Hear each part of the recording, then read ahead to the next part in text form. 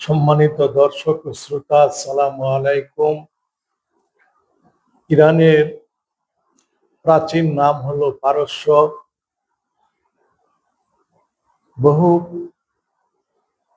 সংস্কৃতি, বহু ধর্ম এবং দর্শনের বিকাশ ঘটেছে প্রাচীন পারস্যে।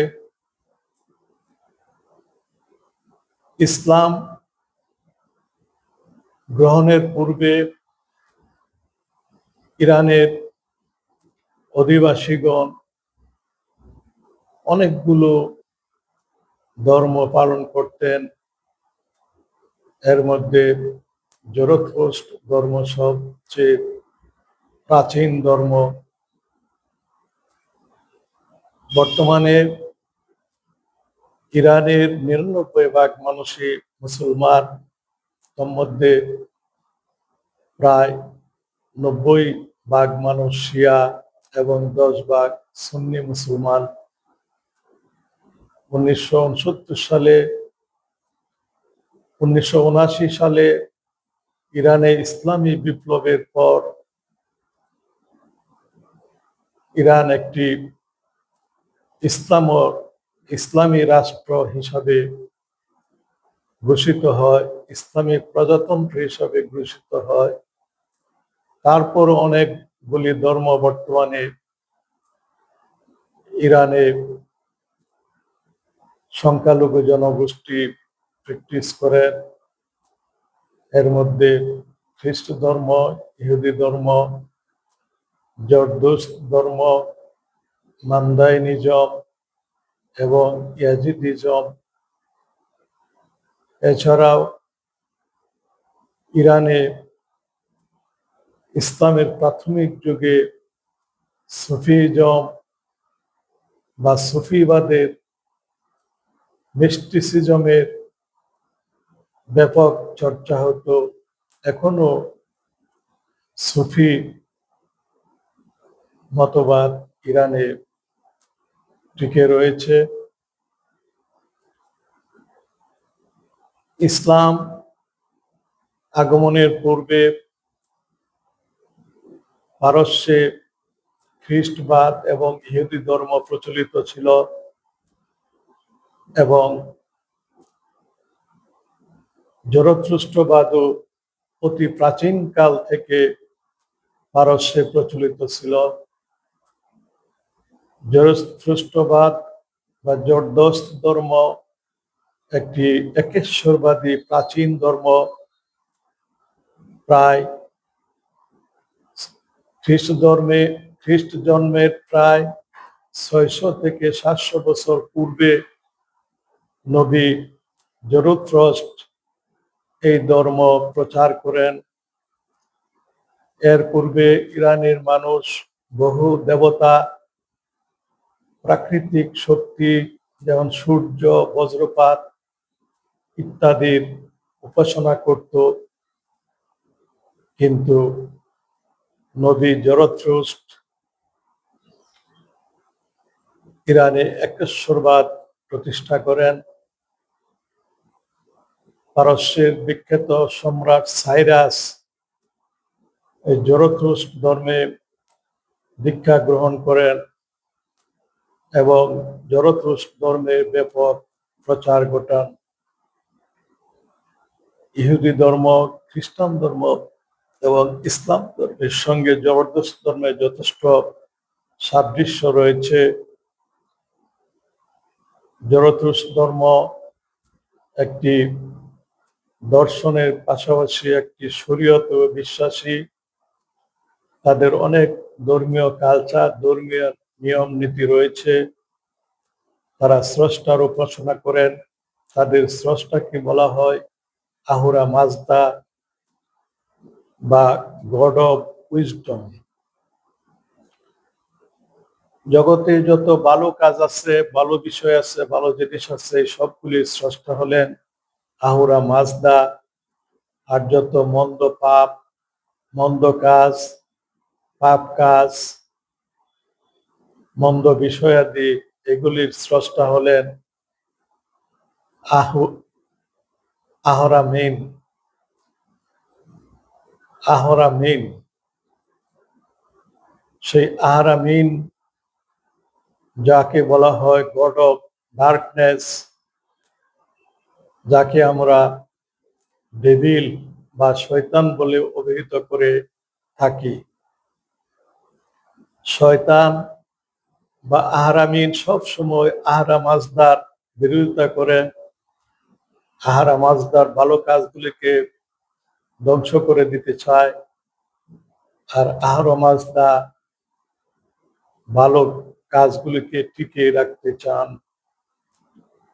আমাদের ইসলাম ধর্মেও আল্লাহ বা আমাদের স্রষ্টা হলেন স্বয়ং আল্লাহ।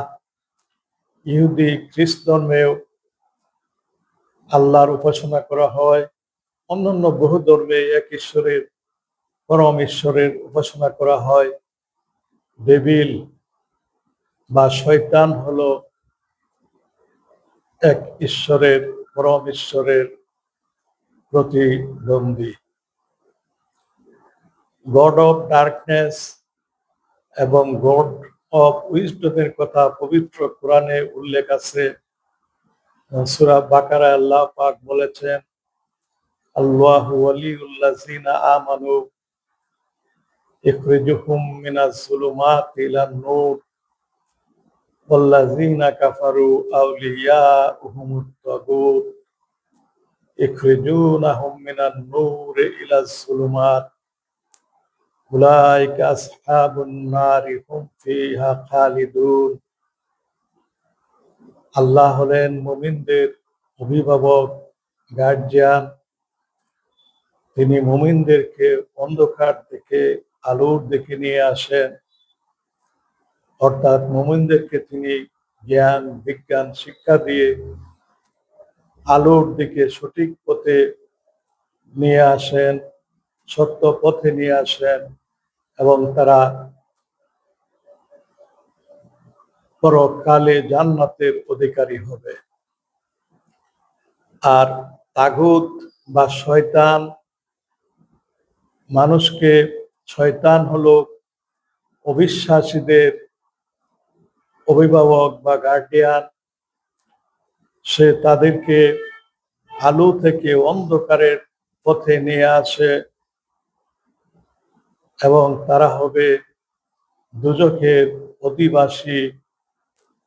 তারা চিরকাল সেই দুজখে থাকবে। কাজে গড অফ উইজডম এবং গড অফ ডার্কনেস, এই ধারণার সঙ্গে আমাদের ইসলামে আল্লাহ এবং তাগুত, এই আইডিয়ার যথেষ্ট সাদৃশ্য রয়েছে। আল্লাহ পাক মানুষকে আসমানি কিতাবের পাশাপাশি জ্ঞান বিজ্ঞান শিক্ষা দেন, যাতে মানুষ দুনিয়াতে একটি সঠিক এবং সুন্দর পথে চলতে পারে। আর তাগুত বা শয়তান মানুষকে অশিক্ষিত, মূর্খ এবং বর্বর বানিয়ে রাখে, যাতে মানুষ আইন লঙ্ঘন করে অন্যায় অবিচারে লিপ্ত থাকে। পৃথিবীতে জুলুম নিপীড়ন চলতে থাকে।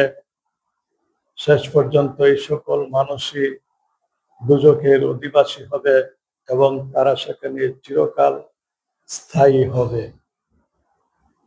আমরা জানি আখেরি জামানায় পৃথিবীতে দাজ্জাল আসবে। হাদিস শরীফে বর্ণিত হয়েছে যে দাজ্জাল এক চোখা হবে, কানা হবে। এর অর্থ হইল দাজ্জালের কোনো আসমানি কিতাবের জ্ঞান থাকবে না, সে আল্লাহকে বিশ্বাস করবে না, আল্লাহর অস্তিত্বে তার কোনো জ্ঞান থাকবে না। সে নিজেকেই আল্লাহ বলে দাবি করবে। সে জ্ঞান বিজ্ঞান বা সায়েন্স এবং টেকনোলজিতে বিশেষভাবে উন্নতি লাভ করবে এবং সে টেকনোলজি ব্যবহার করে সে সারা দুনিয়ার মানুষকে তার অনুগত এবং গুমরাহ করে ফেলবে, মানুষকে দুজকের পথে নিয়ে যাবে। এই দাজ্জালের সহযোগী হবে ইহুদি সম্প্রদায়। এই দাজ্জাল এবং ইহুদি সম্প্রদায় সারা দুনিয়াতে তাদের প্রাধান্য সৃষ্টি করবে। মানুষকে তারা তাদের সায়েন্স এবং টেকনোলজি দ্বারা তাদের অনুগত করে পৃথিবীতে একটি জুলুম, নির্যাতন, দুর্নীতিগ্রস্ত শাসন প্রতিষ্ঠা করবে। শেষ পর্যন্ত মানুষকে দুজকে নিয়ে যাবে। এই জন্য দাজ্জালকে বলা হয় গড অফ ডার্কনেস। কিন্তু আল্লাহ পাক এই দাজ্জালের হাত থেকে মানব জাতিকে উদ্ধার করার জন্য ইমাম মাহদী আলাইহিস সালামকে পাঠাবেন। ইমাম মাহদী আলাইহিস সালাম মুসলিম বিশ্বকে ঐক্যবদ্ধ করে, অন্যান্য জাতি সমূহকে ঐক্যবদ্ধ করে দাজ্জালের বিরুদ্ধে লড়াই করবেন। কিন্তু দাজ্জাল তার সায়েন্স এবং টেকনোলজি দ্বারা এত শক্তিশালী হবে যে ইমাম মাহদী আলাইহিস সালাম এবং তার সৈন্যরাও তার কাছে কোনোভাবেই কুলিয়ে উঠতে পারবে না। ইমাম মাহদী আলাইহিস সালাম এক সময় দাজ্জাল দ্বারা অবরুদ্ধ হয়ে যাবেন। তখন আল্লাহ পাক আসমান থেকে হযরত ঈসা আলাইহিস সালামকে দুনিয়াতে প্রেরণ করবেন।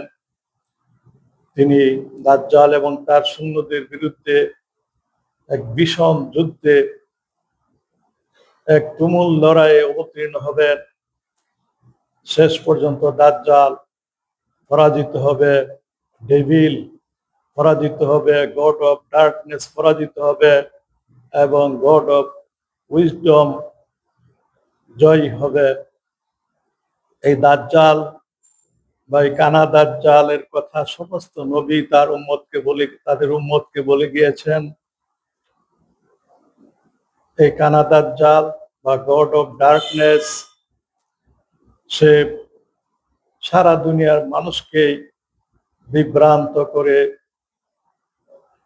দুনিয়াতে নির্যাতন এবং নিপীড়নের রাজত্ব প্রতিষ্ঠা করবে। একমাত্র হযরত ঈসা আলাইহিস সালামই পারেন এই দাজ্জালের মহাপরিকল্পনা নস্যাৎ করে দুনিয়ার মানুষকে উদ্ধার করতে। সারা দুনিয়াতে বর্তমানে ইহুদিরা, জায়নবাদী ইহুদিরা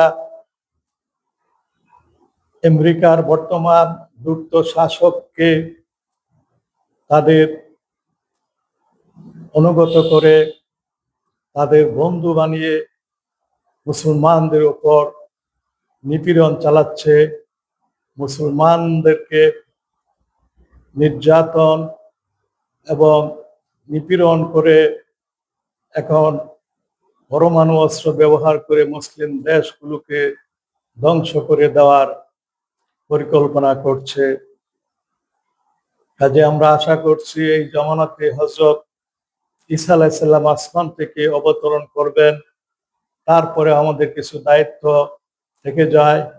নবী করিম সাল্লাল্লাহু আলাইহি সাল্লাম বলেছেন, দাজ্জালের ফিতনা থেকে সুরক্ষার জন্য সূরা আল কাহাফের প্রথম 10 আয়াত এবং শেষ 10 আয়াত নামাজের পরে পাঠ করার জন্য, এবং নবী করিম সাল্লাল্লাহু আলাইহি ওয়াসাল্লাম একটি দোয়া আমাদেরকে শিখিয়ে দিয়েছেন নামাজের পর করার জন্য। সেটি হলো আল্লাহুম্মা ইন্নী আউযু বিকা মিন আযাবিল কবরি ওয়া আউযু বিকা মিন আযাবি জাহান্নাম ওয়া আউযু বিকা মিন ফিতনাতিল মাহয়ি ওয়াল মামাত ওয়া আউযু বিকা মিন ফিতনাতিল মাসিহিদ দাজ্জাল।